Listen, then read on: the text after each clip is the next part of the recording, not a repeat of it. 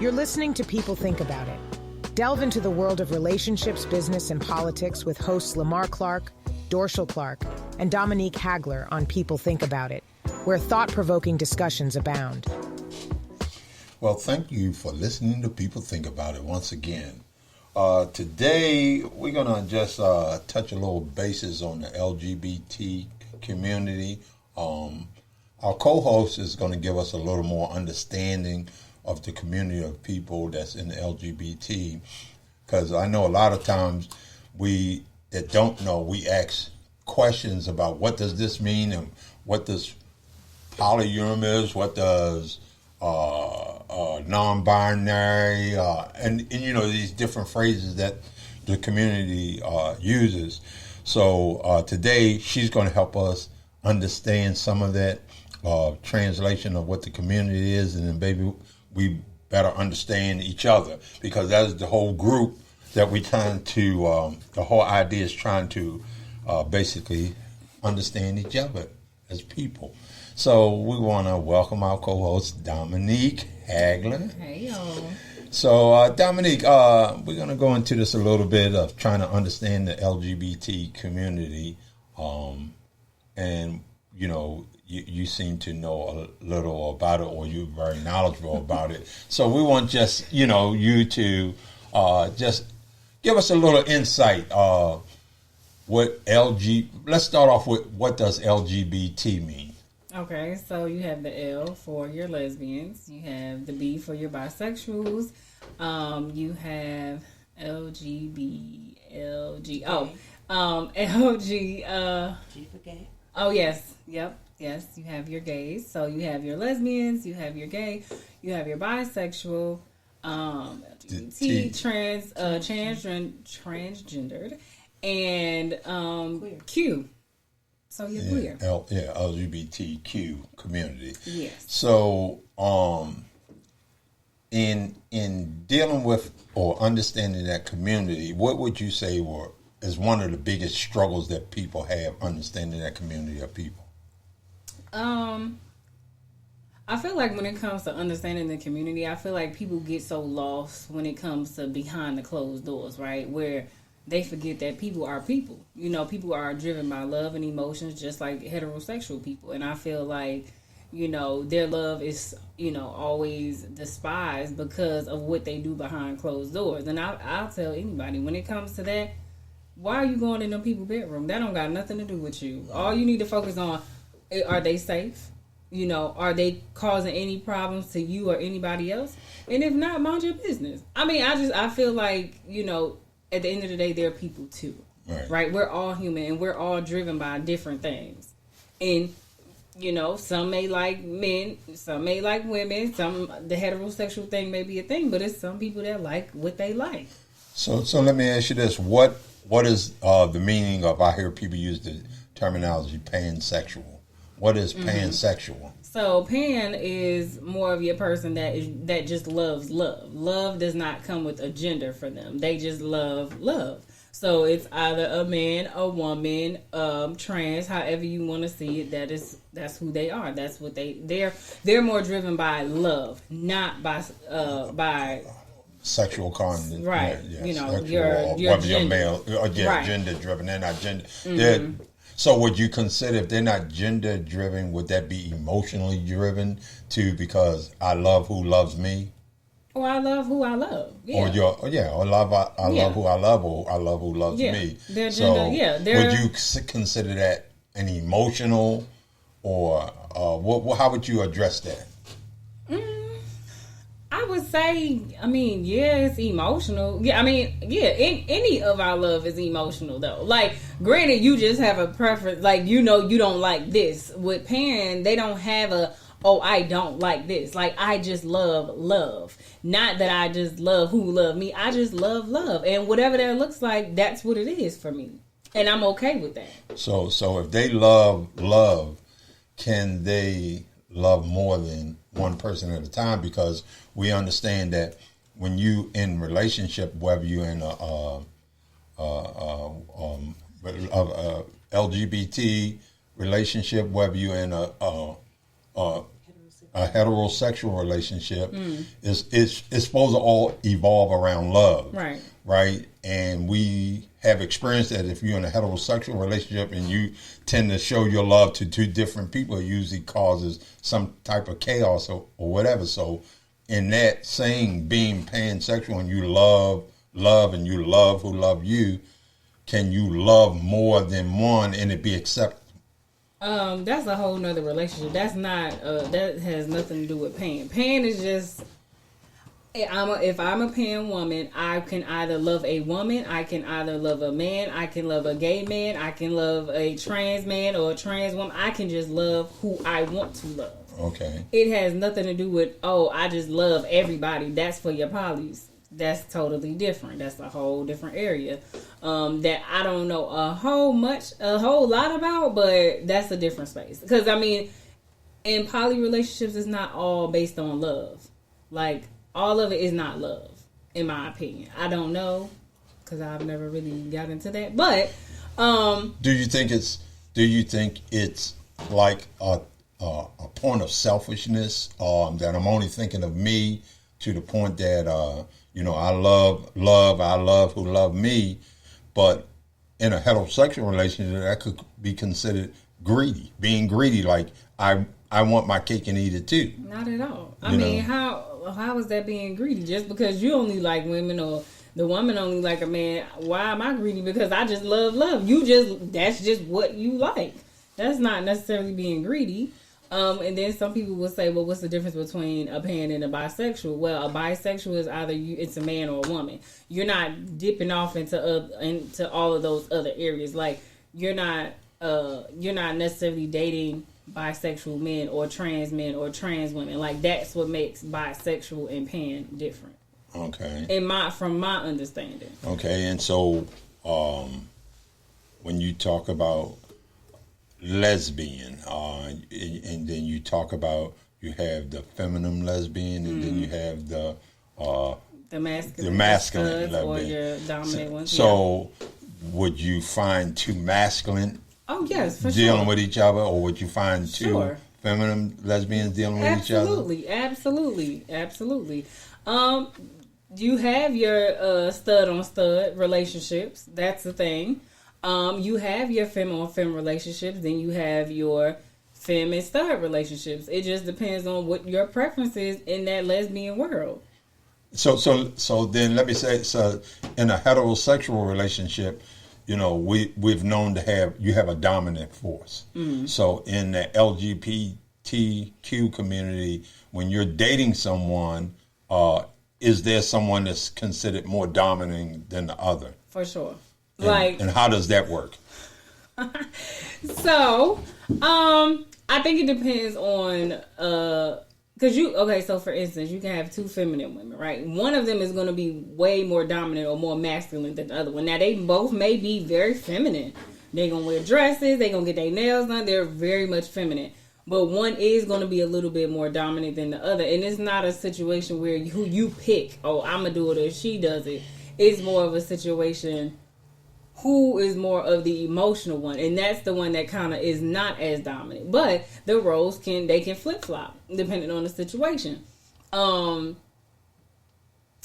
and not to put all my business out there, but from my experience, I have dealt with a feminine woman, and I am the more dominant one in that situation. She's way more emotional and all of that, and I'm not. I'm like a boy, So you just then brought up a great point, because I hear people say this as well. I hear people say, like when you're dealing with like the gay community, that when it's two women, well, I get it because she better understands me because she understands the emotions from a woman. So it's woman to woman emotions, to where as though if you're a woman and you're dating a man, well, he so much don't get my emotion. He so much don't get that understanding I have. So let's address that. So, no, it's the same way. Because, I know my experience with that relationship. She would always say, you just don't understand. You act just like a man. You don't care. You don't. And I'm like, it's not that. It's not that I don't care, but you're nagging at this point. Like, you're being annoying. So, this is where the riffraff comes in. So it's really the same situation. Like when you look at the, me being in my heterosexual relationship, I was still very much the dominant one. So, then I have somebody that's more emotional than I am. That's a male, a straight male.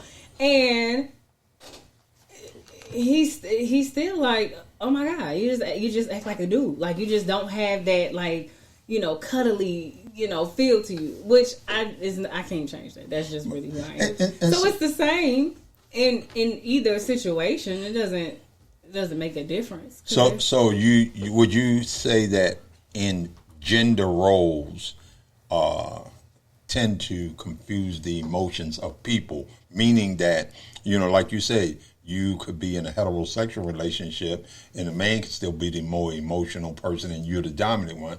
Or you could be in a lesbian relationship and you could be the more emotional one and she could be the dominant one. Mm. So you're saying that it's kind of like the same, but in saying that, do you think gender, of how we view gender as people, to saying, okay, you're a man, you're supposed to be dominant, you're supposed to be strong. As a woman, you're supposed to be feminine.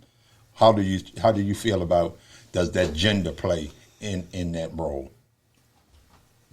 No, honestly, because somebody is there. So when you're talking about a lesbian relationship, again, y'all both are going to be feminine, but in some kind of way, but somebody's going to automatically be more masculine. Like somebody's going to be more on the emotional side, a little bit more like into their feelings opposed to the other one.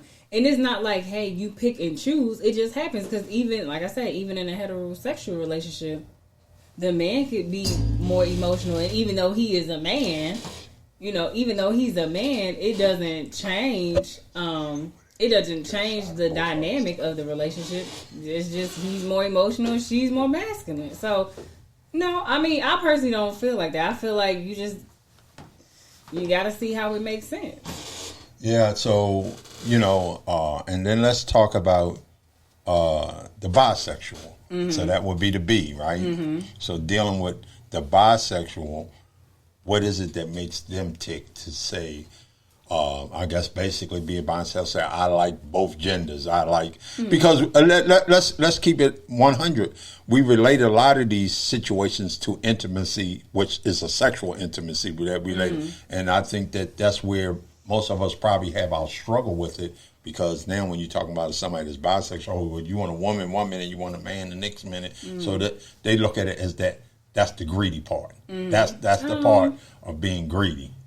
So bisexual. So I don't know. I don't like the term greedy because you can have what you want. This is have what you want, who you want. But I would say with them, I can't necessarily say what makes them tick, but I can say that they probably prefer to date one gender and also be sexual with another gender. So you can have, like, you have a bisexual man.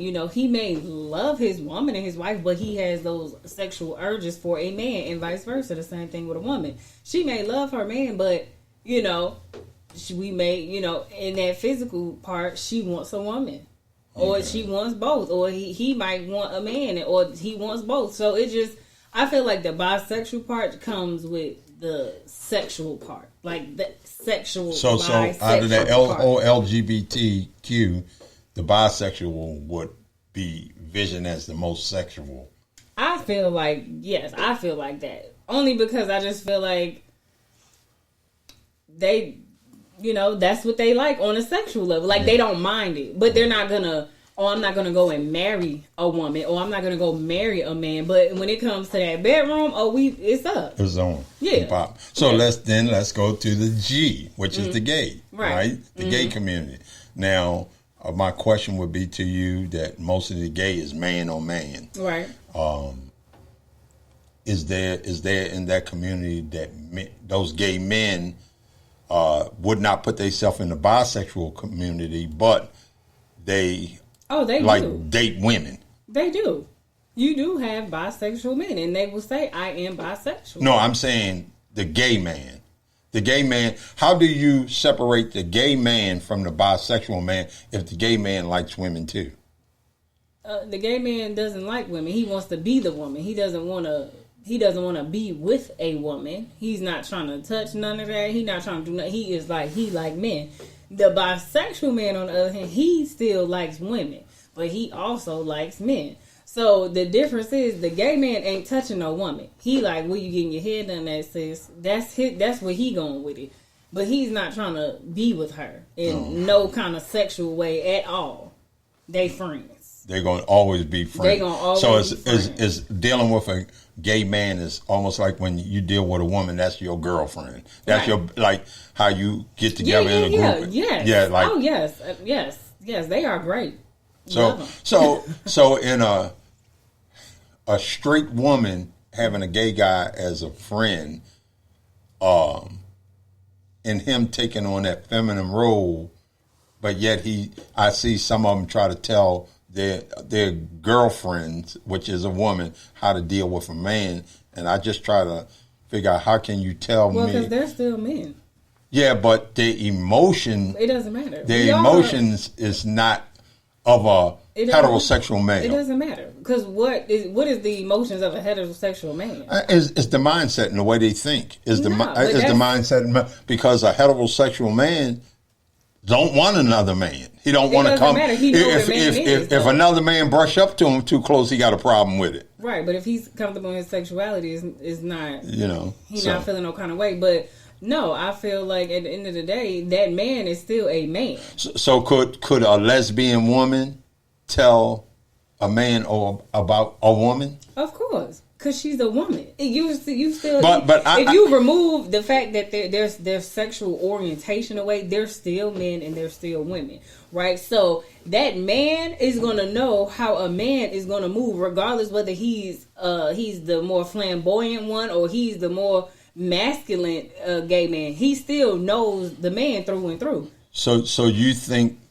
Do you feel or think that none of this has anything to do with emotions, or the way I feel, or the emotional feelings I have for this person or that person? You because it sounds like it's not so much about the emotional feeling; it's about what I like.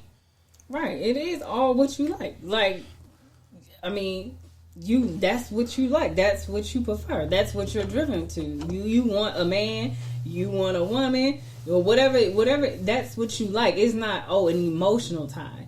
It's just, that is what I prefer. Like, I want to be with that. I like that. So would you say any of this with the LGBTQ community is a spiritual meaning? Because when you look at heterosexual relation, we base it upon the Bible, and God says this and God says. So would you say any of that is from a spiritual and a godly perspective? I don't get into that with that. That's not something that I'm touching on at all. With that, I stay away from that. I stay away from the Bible when it comes to sexual preference. Oh, okay. So then when you say that, and that's why I've said like and emotions is two different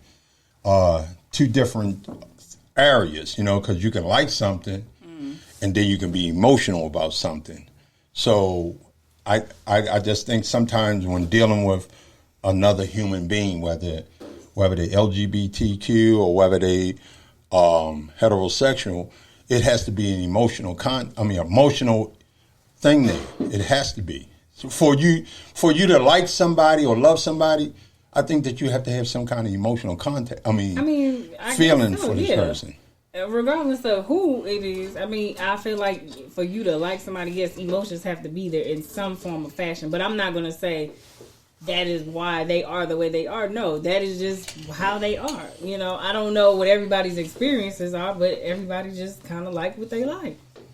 And I guess, and looking at the broad picture of things, and trying to understand all that's going on, I think that's what people struggle with, because the word like, I like what I like, it's just like the word happen. Happen derives from happiness. I mean, happy derives from happen, and you're only happy of what's happening. Mm. So when you look at it from that perspective, and you're saying to yourself, you have this community of people that's heterosexual, you have this community of people that's LGBTQ, and they collide because they don't understand each other, in a sense. Well, I mean, I feel like some people are just ignorant. They don't want to know, or they're too on this high pedestal of, well, this is what God said, and I feel like everybody just has their own feel for it. Again, I feel like most of that comes from you're thinking about what these people are doing in their bedroom, which has nothing to do with you. When you see these two people happy and being in love, I don't know why people feel offended by that. Because when you're happy and being in love and holding your hands with your person, ain't nobody saying nothing to you. So I feel like if you remove yourself from out of their bedroom, you don't got no problem. That's how I feel. So I think some of the struggle may come from, too, when you look at it from a perspective of reproduction. Mm. We are, when you're in the LGBT community, and if, whether I can see how bisexual people can still reproduce, but if you're lesbian, you decide you don't want to deal with men, or if you're gay, you don't want to deal with women, or, that. So we look at that, how you stop reproduction. You stop the reproduction of people because of what I like or what I like, And everybody ain't meant to have kids. That's true. Everybody's not meant to have kids, but in the same perspective, we supposed to be fruitful and multiply. Well, why? Because you look at if you decide to go be with a woman, right? Mm-hmm.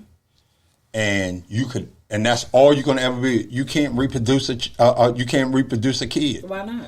Because you can't. You need an egg and a sperm. You can get that. No. So what I'm saying to you is this. It's a lot of technology. It's a lot of moving parts. But then you taking I think that you taking the spiritual connection out of it to where people bond when you take and say, well, I'm just going to create people from a test tube, or I'm going to create people from some genetic thing that I put together. Can we easily say that every child is made out of love? We cannot. So I'm not even going to debate on that. We're not talking about love. We're talking about reproduction. Okay, but you can reproduce without laying down with a person. That's a choice. No, well, let me tell you. Well, when you look at it from a spiritual standpoint of taking, like I say, some science, technology. You could get a donor. It don't got to be science. But what I'm saying that I guess what I'm trying to understand is this. If you're lesbian, you decide I don't want to be with a man, but I'm gonna go over here to this person and get a donor. It still has to be a medical procedure or a scientific. Does it? Oh, because she don't want to be with a man. I beg to differ. She don't want to. You don't gotta go through science to get you a baby. But what I'm saying is, if she doesn't want to have intercourse with a man, she doesn't want to have intercourse with a man. There's no other way unless you inject her, and that has to be from a medical or scientific standpoint. It does not. So you can tell me 2 eggs can make a baby? I didn't say 2 eggs can make a baby. We're talking about injecting sperm. That it's ways to do it, and then you ain't got to go to the doctor to do it. But you still gotta have a male there. That's fine. So what I'm saying to you, so let's explain this. Mm-hmm. If we're not going to go to a doctor, if we're not going to do it from a scientific perspective, you have 2 women that decide to be lesbian. Mm-hmm. Neither one of them want to be with a man. Mm-hmm. Explain to me how it's done. They gonna get the man. They don't want a man. If they know. No, remember I said in this equation. They don't want to sleep with the man. In this equation, I said they don't want a man. They don't have to have him. They don't want a man, but go ahead. They don't have to have him. Go ahead. Now you're saying they don't want a man. They don't have to have. Okay, a man, so right? Tell they me don't how have this. to have him, but what they can do is to say, "Hey, Joe, can you come shoot it in the cup real quick, and then we gonna handle it from there." Boom, it's done. Or hey, one of them may be, open to other alternatives, which.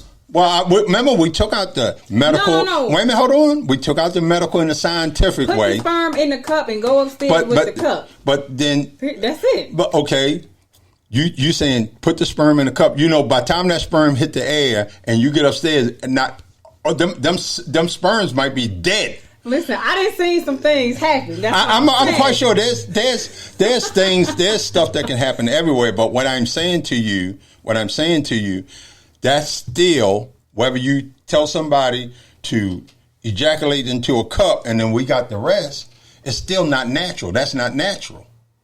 The egg and the sperm is very much natural. No, but coming together as human beings and making a child. Who says that's a love child? People come together. We didn't say nothing about love. No, because you're saying people need to connect.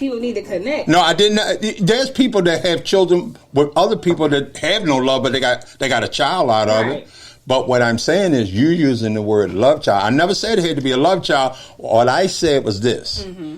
That either is done scientifically, is done medically, or is done a natural way of us doing it as human beings. Mm-hmm. Not two grown men cannot reproduce. Two women cannot reproduce. Okay. So when you're dealing with it, it stops the procreation of life. It does not. It does so. It does not. Just because we're not having sex don't mean we can't. You have to have intercourse. No, you don't. You do not have to have intercourse. If you're doing it from a spiritual. Wait a minute. Listen. Wait a minute. Everybody's not doing it from a spiritual way. Listen. But that's what you wrap up on. No, you got to hear me out.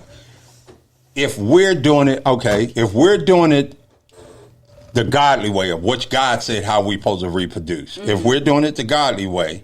We're not talking about the godly way. Wait a minute. I am. But you got to let me finish. Wait a minute. Let me finish so I can get my point across. Okay. Because what I'm saying to you, if you do it the spiritual or the godly way, which is one man, one woman, to create life, right? And you sit back and say, I'm going to get a cup. I'm going to go to the sperm donor. I'm going to go get some time. To me, you take it out of the unnatural. For you, though, because you're looking at it from a spiritual standpoint. If those two people come to an agreement that they want to have a child, whether it is the natural way or the unnatural way, they're still doing that. They still feel that same connection or whatever to that situation, just like anybody else would. Okay, because of how they feel about each other. So I'm gonna go back to your terminology. Mm-hmm. Your terminology: every child isn't a love child.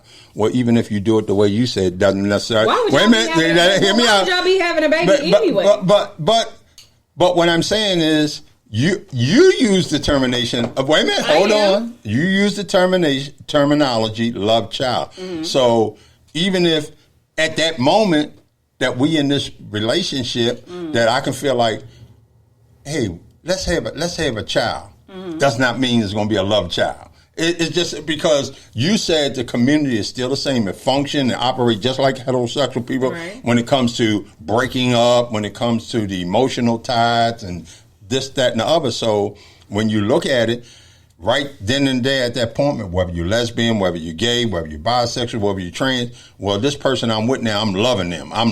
They loving me. Let's have a child. Mm-hmm. Does not mean it's going to be a love child, because then they could go their way, you can go your way. That's a lot of people dynamic, though. But I'm only using what you said. Right. You said love child. That. Right. I'm talking about. I'm saying that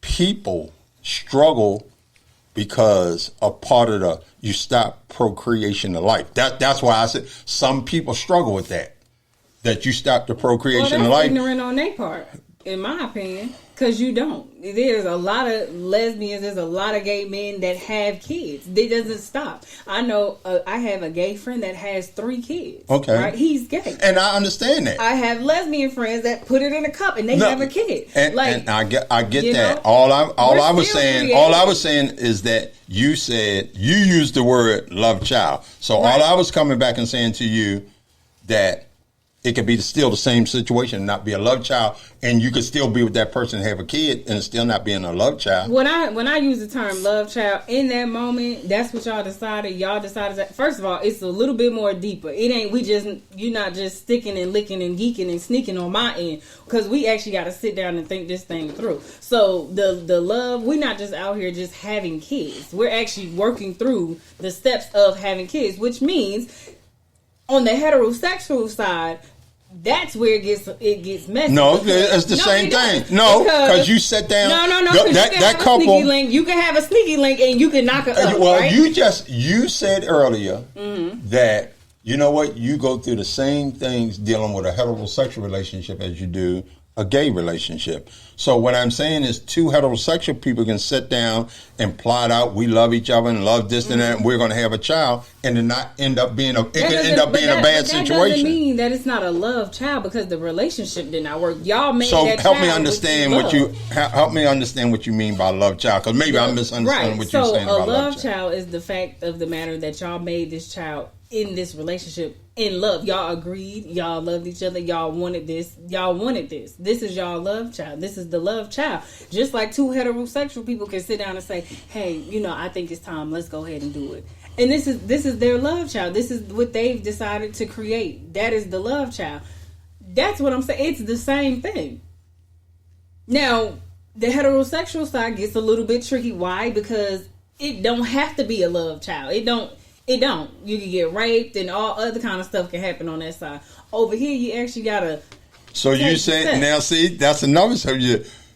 So a lesbian woman can get raped, because to a rapist, a woman is a woman. Well, that's true. Right. So you just now put all that weight on heterosexual women. I'm just saying, it gets a little messy over there. It gets messy on that side too now, because a woman is a woman to somebody that's a rapist. A woman is a woman. That's true. He's not going to set up there.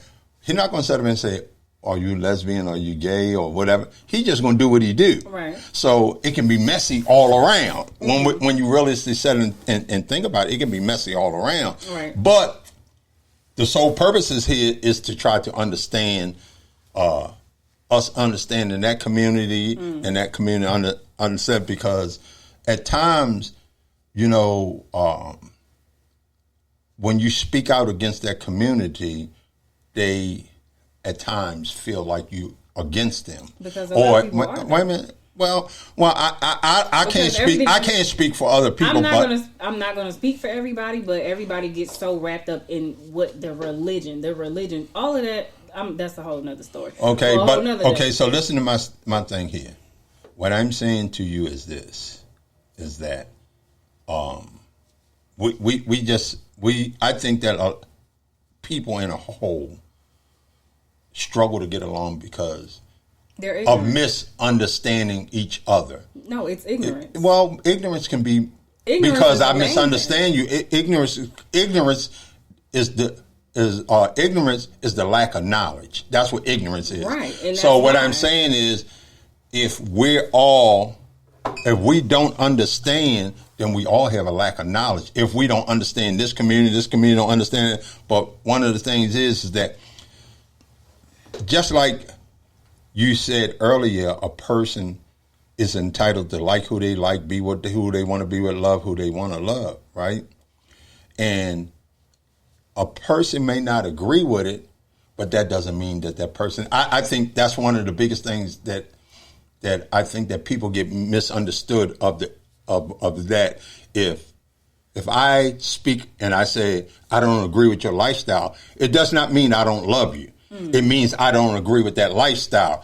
But a lot of people take it on, well, you don't agree with my lifestyle, so you don't love me. Well, what does that mean, though? Because you not agreeing, what does that look like for that person, though? That's the question.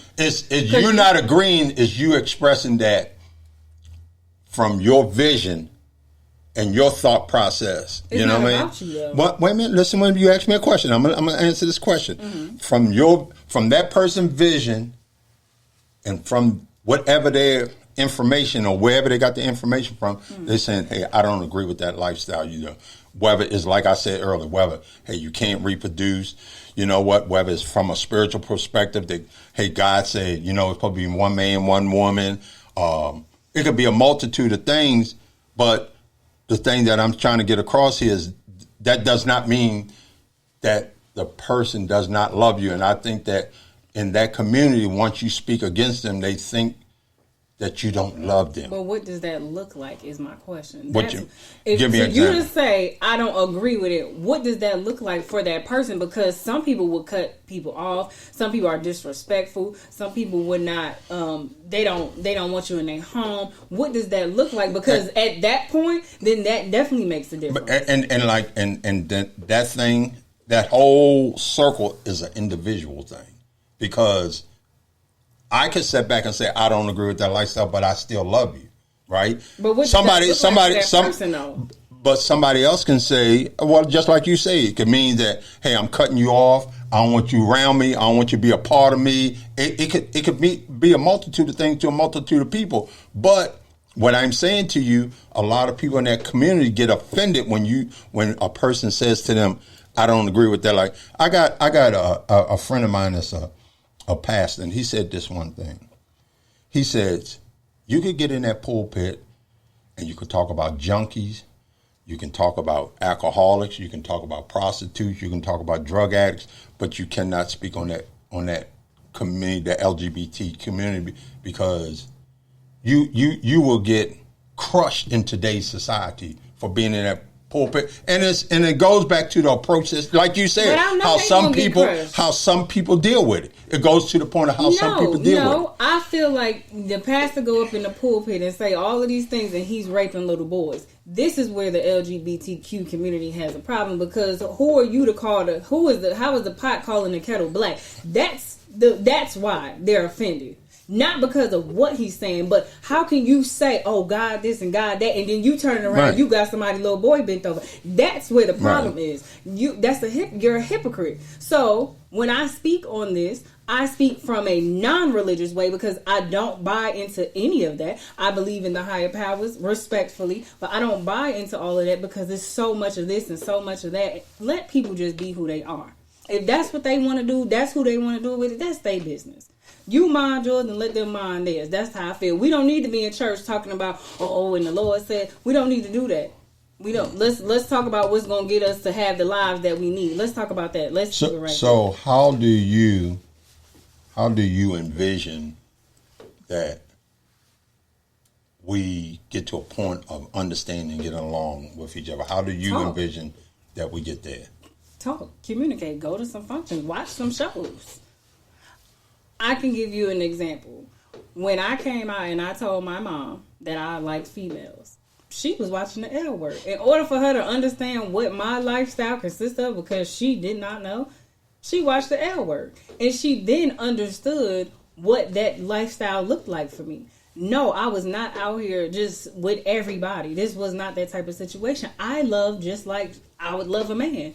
But I just loved women. That's just what it was. So for her to understand, she had to not put her beliefs into the situation. She just said, okay, let me see. Let me understand. So now she's not ignorant into what I have going on. Now, whether she likes it or not, that's her business. But she doesn't disrespect me. She doesn't disrespect, my woman or nothing like that.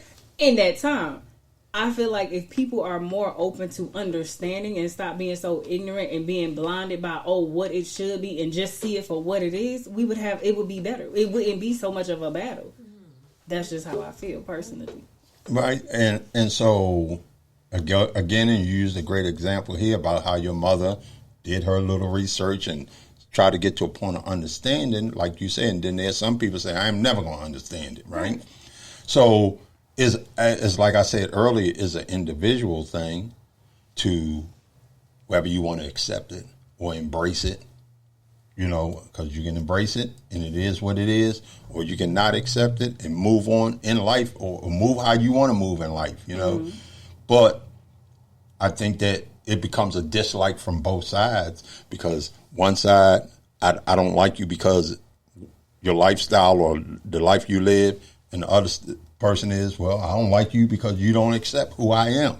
So I think that there's always that imbalance, Right.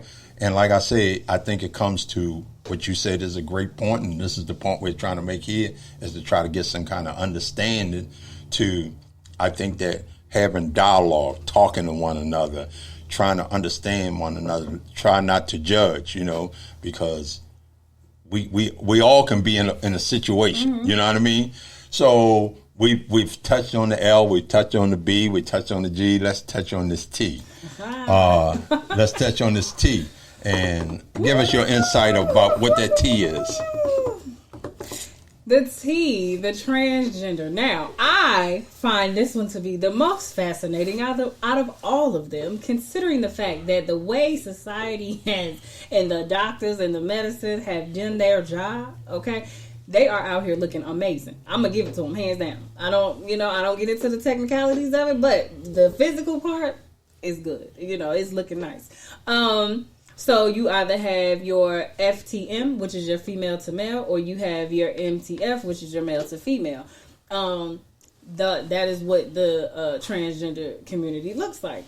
I'm sure it's a lot out there on Instagram. I'm pretty sure a lot of people have seen a lot of them. So with that community, so from what I know about the community, the ones that go from females to males, they still date women. Some of them date men. I don't know why they go and change to date females instead of just being a lesbian. I don't know. It's always a question because it doesn't really make sense. Or vice versa. You'll have a man that turns into a female that then goes and dates a woman. Or that's a different space. I don't really know a whole lot about them, but the things that I do know, they still like whatever it is that they like. And again, some of them like, the same sex that they were prior to. Some like the other. So would you think that a transgender person fits into the pansexual type lifestyle? No, absolutely no. I mean, nah, because they like what they like. Like, the trans men that I know date women. And the trans women that I know date men.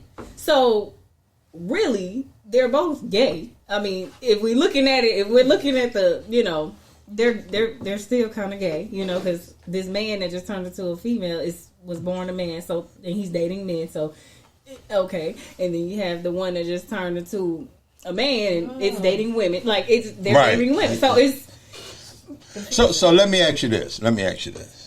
So, with the transgender community, right?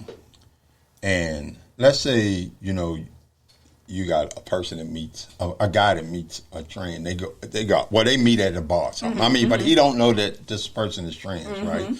Just like when you're you're having a conversation with a person, you might ask them, hey, are you married, or do you have children, or this, that, and other.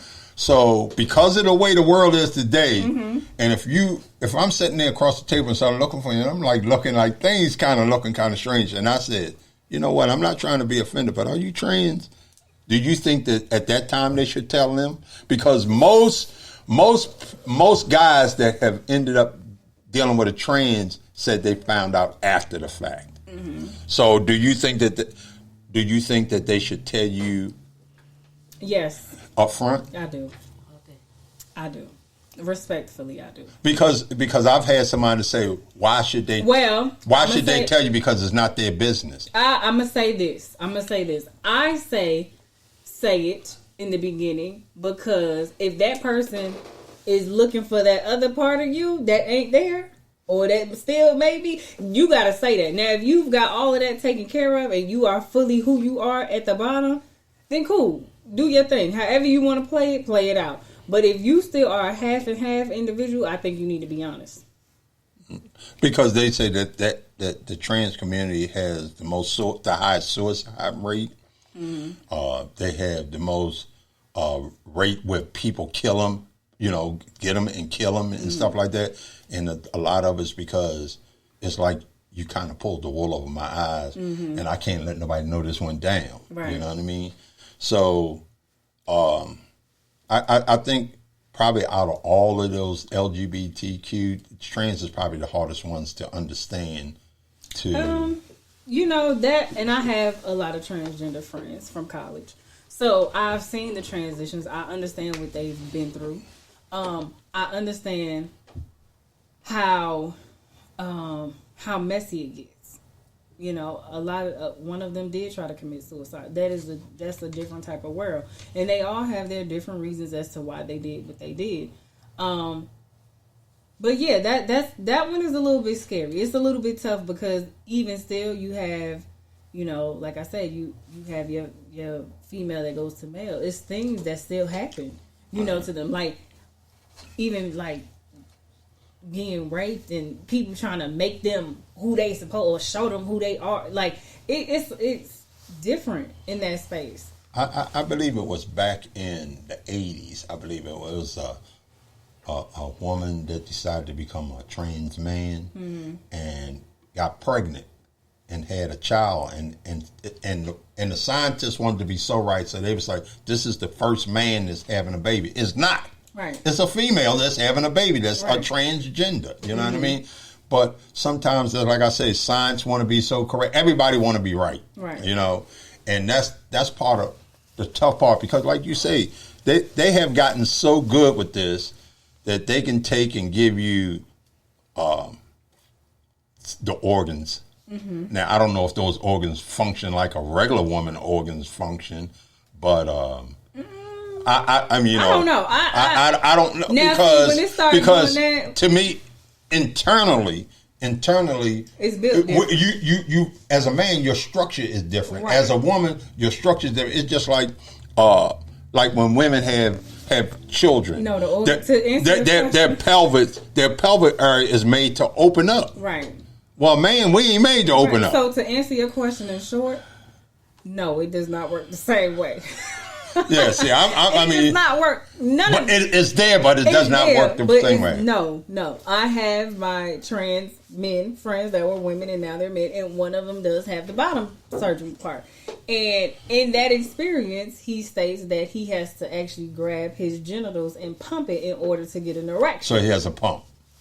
Well, his gonads are the pump. Yeah, so he, you know, they put a pump in. Yeah, so you know, it's a 50-50 chance on that. So now it was a show and it was called Just Jazz, I want to say, on Lifetime. And her parents started out her real young. Like, she went from a little boy to a girl, and she's beautiful.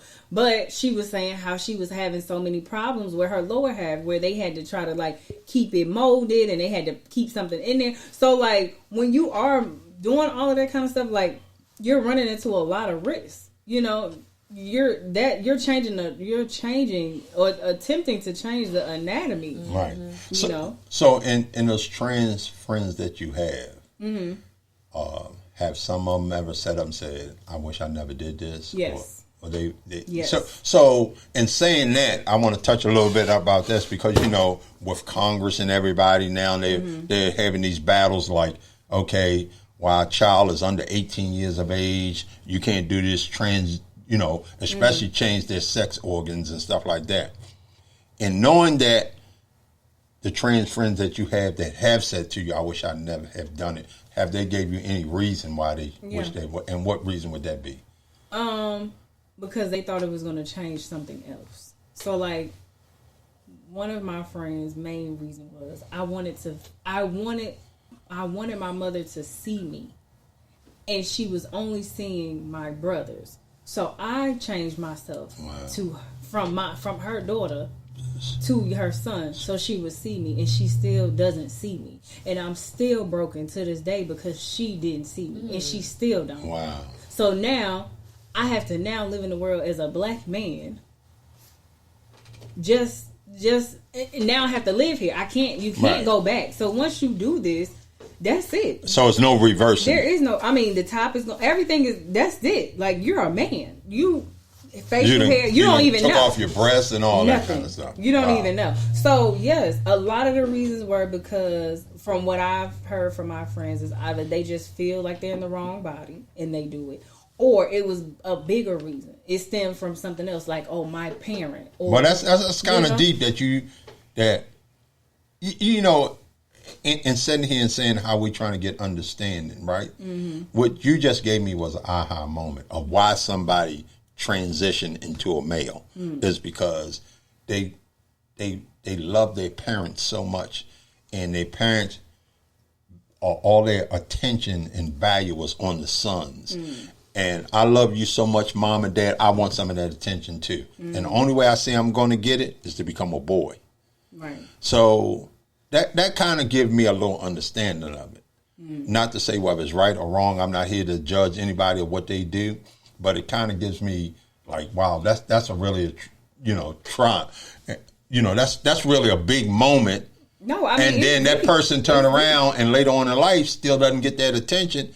And that's where the suicides start coming in at. Right. Because now I don't like who I am. Right. And I did it for this person. Right. And I don't know if they probably even ever expressed that to their parents. This is why I did that. Because like you say, maybe the parents never gave them the opportunity to do that. And, once it was done, the parent, now the parent is like, oh, now I gotta explain to everybody where my child is, and I gotta lie, and it's all about how they look, but it's a little selfish because we probably wouldn't be here if you would have seen me, or if you would have paid attention when I was a little girl that you seen I was yearning for your attention, and you was giving it all to them, Yeah, so, It's tough. I mean, again, everybody have their own reasons, but I know dealing with my friends in that space, it's different. And last about, I guess, we got to touch on the Q community. I totally don't understand what really Q is. You know what? To be honest, because they say Q is queer, whatever that means. I'm gonna be honest. I don't really know unless we're talking about the more flamboyant, I don't really know what the Q is. Like, I don't know. I've never had anybody who's like, oh, I'm queer. Like, not in the brown and black community, I don't know. See, to me, like, when you say the queer community, it's like, you know how to see the people with all the black around their eyes and the big holes in their ears and the stuff through their nose? Yeah, that's like, to me, that's emo. I mean, but I'm just saying just the word queer. You know what I mean? I don't really know. I don't. I never.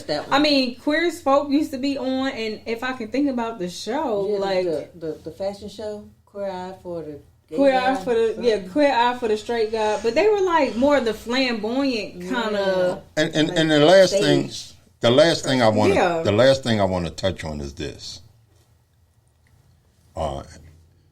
Tell us, and within the choices that you have made in your life of whatever community you have desired to be in, how do you think that affects you as a parent when having a young child? Okay, say that for me one more time. In choosing whatever community you choose to be in, as a parent, having a young child, how does that play into that young child's life of being, I guess, introduced to this is, you know what I mean? Because some kids are like, I got two mommies. Some kids, I got like two daddies or whatever. So how does the effect of that play into, or how do you see it as far as having a child in your life, and whether you don't introduce them to it or whether you introduce them, how do you feel about it? Don't respect them. That's what I say. Respect them. Respect them in their innocence, right? And that's with either lifestyle, honestly. It is a way to show love without the PDA, without all the kissing and touching and rubbing, even in a heterosexual relationship.